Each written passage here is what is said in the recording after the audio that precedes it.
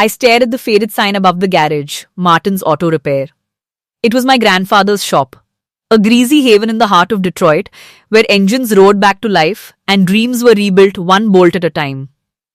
For 10 years, I'd been the one keeping it alive. At 28, fresh out of mechanic school, I'd sunk my inheritance, $120,000 from my late grandpa, into saving this place from bankruptcy.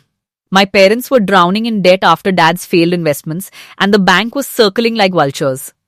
Mia, this shop is our family's heartbeat, Dad had said, his voice cracking as he signed over the keys. You're saving us all. I believed him. Weekends blurred into oil-stained marathons. I upgraded the lifts, installed diagnostic computers, even renovated the waiting area with comfy seats and free coffee. I skipped nights out, relationships, vacations, everything, to make it thrive. Business boomed. We went from red to black in 3 years. But love? In my family? It was conditional, tied to what you could provide. Then came the call. Mia, we need to talk, Mom said, her tone clipped. I arrived at the shop to find my brother Jake lounging in the office like he owned it. Jake, the golden boy, the aspiring entrepreneur, who'd flunked out of college and bounced between get-rich-quick schemes. Now, at 25, he wanted to pivot the shop into a luxury car detailing service for his influencer friends. You've done great, sweetie, Dad said, avoiding my eyes. But Jake needs this now. He's got big plans, social media tie-ins, celebrity clients. You've got your skills, you can start fresh elsewhere. I felt the floor drop. What about me? I paid for everything. The tools, the remodel, the loans I co-signed. Mom waved it off. It's family property. You have 72 hours to clear out your personal stuff. Jake's team arrives Monday. No argument, no thanks. Just eviction from my own sweat equity. I nodded silently, the rage simmering like an overheating engine. That night, I didn't cry. I planned. First, I called my old crew, a team of salvage experts I'd met on big jobs. Full extraction, I told Rico. If I bought it, it goes. We worked under cover of night, precise as surgeons. The hydraulic lifts, dismantled and trucked out. The state-of-the-art diagnostic scanners, unplugged and gone. Tool chests, air compressors, even the custom shelving I'd welded myself, vanished.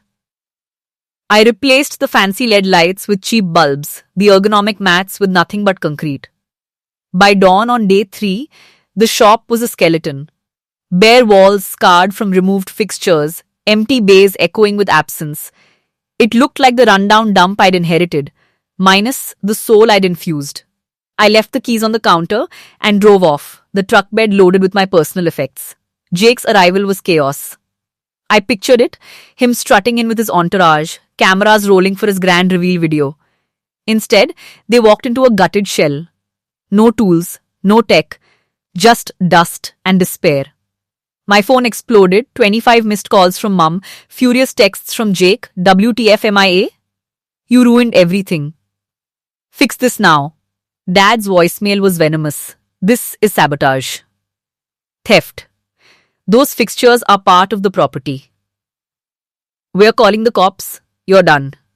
Panic hit briefly. Fixtures were legally attached to the real estate. Had I crossed into criminal territory? I called my buddy Alex, a sharp real estate lawyer who'd handled Grandpa's estate. Bring the docs, he said.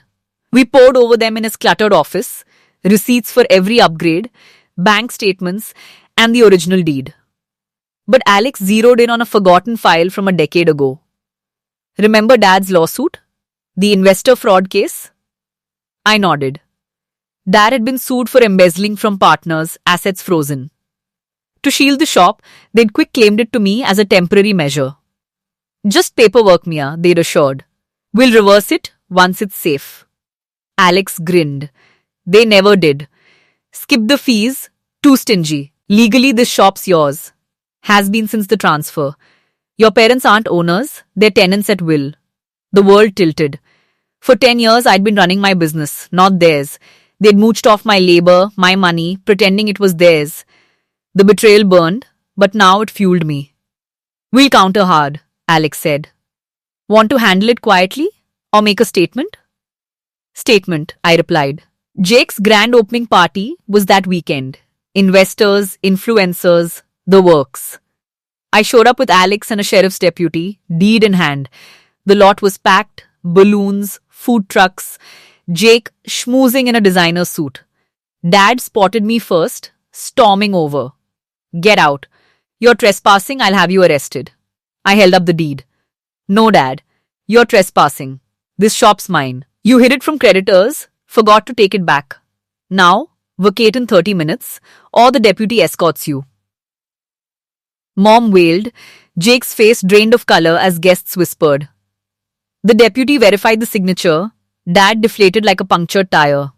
It was just temporary. Temporary's over, I said. The party dissolved into hurried exits, Jake's dreams deflating publicly. I didn't keep the shop. Too many ghosts. I sold it quick, prime location, solid bones, and pocketed a hefty profit after upgrades. With the cash, I launched Mia's Motors, a mobile repair service specializing in eco-friendly fixes. No family strings, just my vision. They sued, claiming undue influence. It flopped, the deed was ironclad. Now they scrape by in a tiny rental, Jake back to square one. Me? I'm free, building an empire on my terms. Revenge wasn't the strip out or eviction, it was reclaiming my worth. If you've ever said enough to family chains, know this, sometimes the best fix is walking away and rebuilding stronger.